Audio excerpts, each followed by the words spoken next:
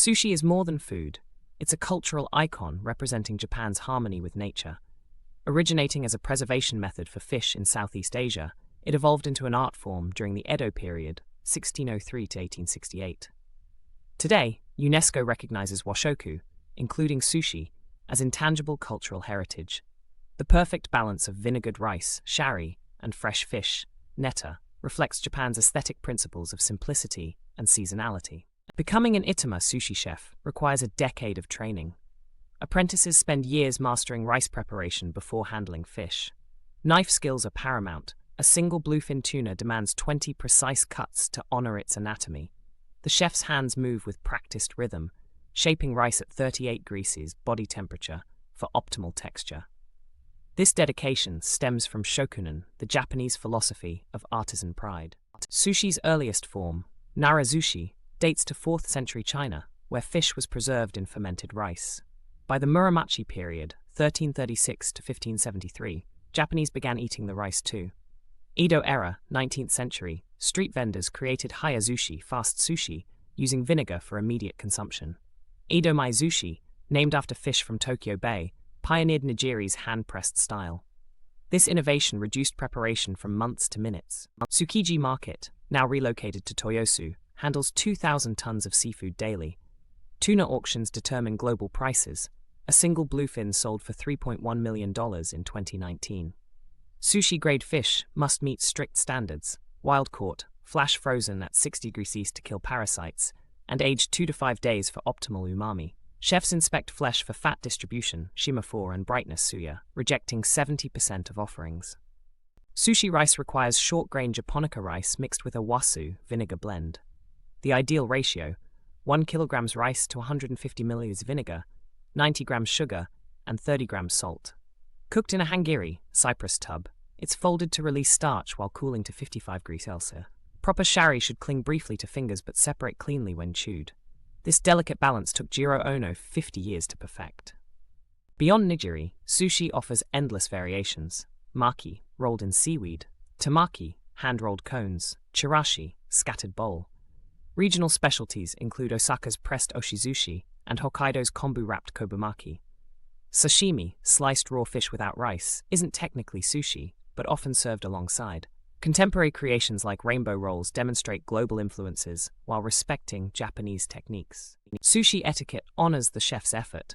Dip nigiri fish side down to prevent rice disintegration. Never mix wasabi into soy sauce, it insults the chef's seasoning. Eat ginger between pieces to cleanse the palate. Conveyor belt sushi has rules too. Take plates within 30 seconds for freshness. In Omakase, chef's choice, meals, silence shows respect for the artistry. Great sushi chefs embody shokunin kishitsu, the artisan spirit. Jiro Ono, featured in Jiro Dreams of Sushi, still practices at 98 despite Michelin stars. Apprenticeship begins with menial tasks. One chef reported washing rice for 3 years before touching fish. Knives are sharpened daily, with blades lasting decades through careful maintenance. This lifelong commitment creates sushi that transcends mere nourishment. Modern sushi fuses tradition with innovation. Sushi burritos cater to fast-paced lifestyles, while vegan versions use marinated eggplant instead of fish. Molecular gastronomy introduces sushi spheres with encapsulated sauces. Even tech plays a role. Conveyor belts now use AI to track freshness. Despite changes, purists maintain that true sushi requires 3 elements: skilled hands, seasonal ingredients, and respect for heritage. Overfishing threatens tuna populations. Pacific bluefin stocks dropped 97% since 1900. Sustainable solutions include farmed harame, flounder, and plant-based tuna from tomatoes. The MSC certification now guides 18% of global sushi restaurants. Some chefs utilize invasive species like lionfish. Tokyo's Blue Sushi movement promotes seasonal, local seafood to reduce carbon footprints by 30%. Sushi's globalization began in 1966 with Los Angeles' Kawafuku restaurant. The California roll, avocado crab, was invented for Americans wary of raw fish.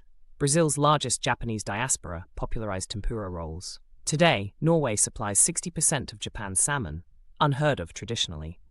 Even McDonald's Japan offers filet-o-shrimp sushi burgers, proving its adaptive appeal. Omakase, I leave it to you, is sushi's highest form, averaging $300 to $500 per person. Chefs select seasonal ingredients. Spring offers firefly squid. Autumn brings matsutake mushrooms. A typical 20-course progression starts with lean white fish, crescendos to fatty tuna, and concludes with tamagoyaki, sweet egg omelette. This culinary trust fall rewards diners with rare delicacies like shirako, cod milt. Sushi's umami comes from inosinic acid in fish and glutamic acid in rice. Wasabi's allyl isothiocyanate kills surface bacteria, a pre-refrigeration necessity. Rice vinegar's acetic acid, pH 2.4 through 3.4, balances fish oils. Modern studies show properly prepared sushi contains probiotics from fermentation. Even the wood used in hangiri barrels, often cypress, contributes antimicrobial properties. Home sushi requires key tools: a hangiri, rice tub, shimoji, paddle, and sharp yanagiba knife. Use day-old rice for easier handling. For sashimi-grade fish, verify it's been frozen to FDA standards, 20 degrees Celsius for 7 days. Season rice while warm. Cooling it below 40 degrees Celsius hardens the starch. Most importantly, wet hands frequently to prevent sticking, and practice shaping 100 times before expecting restaurant quality. As sushi evolves, debates intensify. Can lab-grown tuna replicate Toro's mouthfeel? Will climate change end bluefin fisheries by 2050?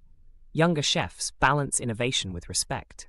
Instagram-friendly plating meets centuries-old techniques. One certainty remains: sushi's essence lies not in fish or rice alone, but in the intangible connection between artisan, ingredient, and diner, a tradition worth preserving.